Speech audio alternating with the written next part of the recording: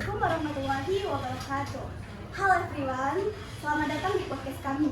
Perkenalkan, saya Nimas Azizah yang akan menemani Anda dalam episode podcast siang ini.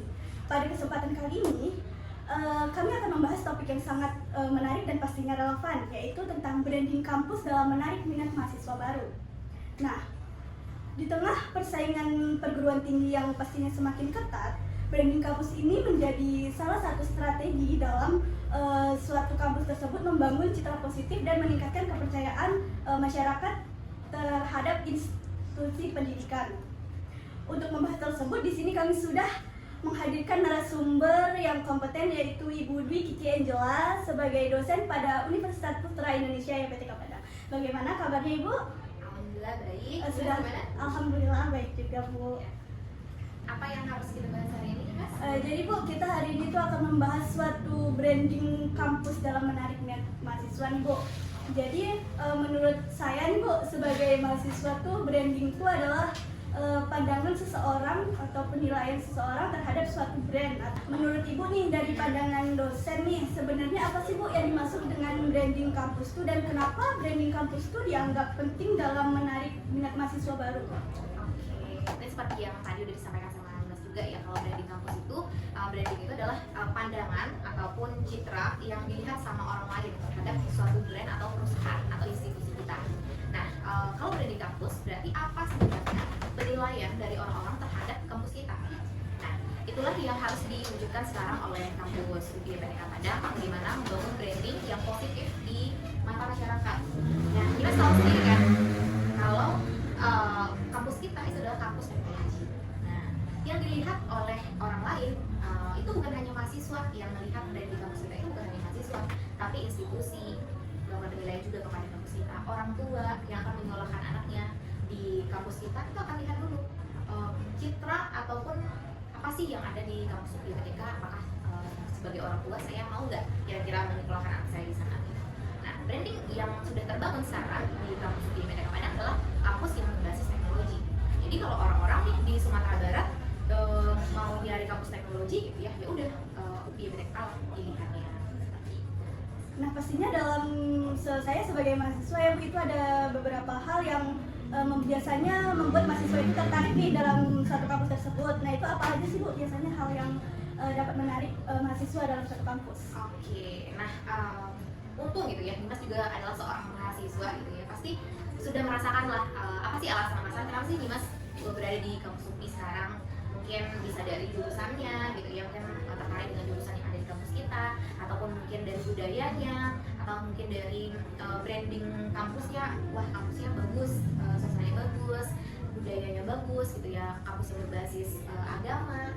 Nah, kalau dari Dimas sendiri nih, kalau apa kemarin alasan yang milih untuk berada di kampus ini? Kemarin karena kebetulan saya ini mahasiswa yang tolak di negeri Bu, jadi otomatis saya harus ke swasta nih. Dan saya mencari, karena saya sudah suka banget nih di Sumbar, jadi saya mencari perguruan tinggi swasta yang nomor 1 di Sumbar. Nah, akhirnya dapatlah informasi UPI nih dari IG-nya, dan saya konfirmasi nih kepada orang tua begini, dan alhamdulillah orang tua saya merespon dengan baik atas keputusan saya tersebut.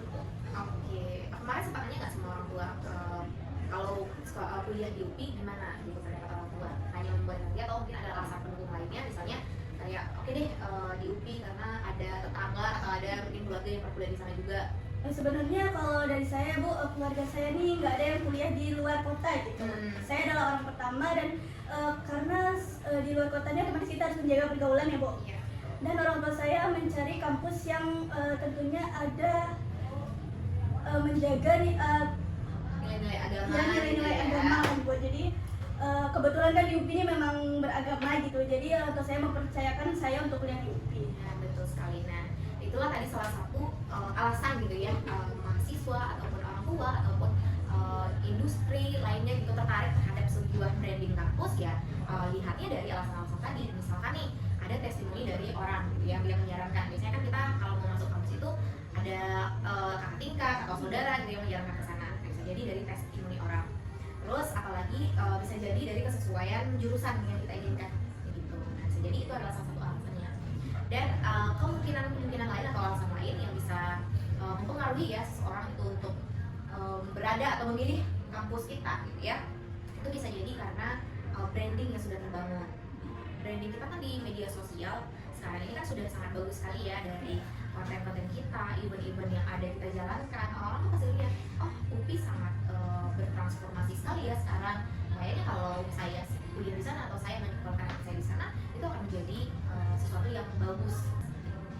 Nah, teman kan di era sekarang nih, calon mahasiswa baru kita nih pastinya udah masuk di era Gen Z ya, Bu? Iya, betul Nah, sekali. bagaimana sih, Bu, cara suatu kampus itu dia mempromosikan profil kampusnya yang paling efektif untuk menghadapi mahasiswa baru di era Gen Z ini, Bu? Nah, kan Ibu juga Gen Z ya, Iya. Gen Z juga ya, karena Ibu juga Gen Z ya.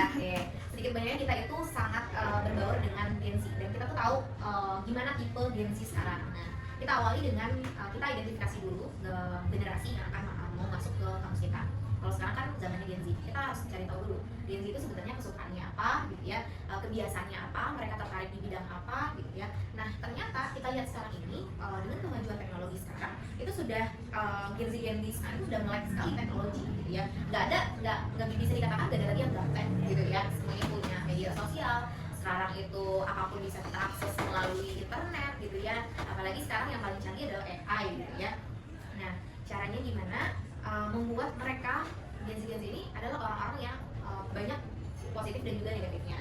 Kita harus mencari di mana bagian positif yang mereka sukai. Misalkan nih, kalau Gen Z itu sangat melek teknologi, tidak untuk kemungkinan mereka akan tertarik dengan event-event ataupun sebuah fitur-fitur baru yang kita hadirkan di kampus kita.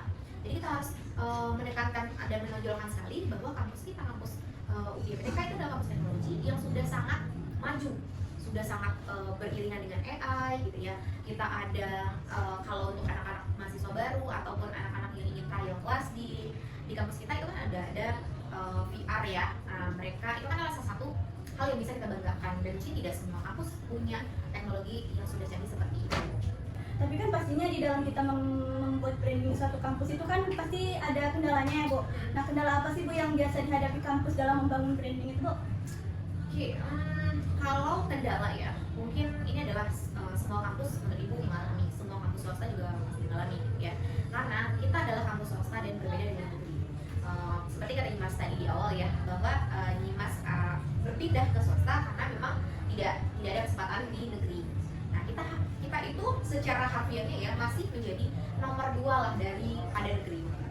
Nah, itu adalah salah satu kendala yang sangat amat kita lalui dari tahun ke tahun untuk penerimaan mahasiswa baru dan mencari untuk membangun ya minat untuk berkuliah di UPI. Nah, itu adalah salah satu kendala terbesar kita sekarang.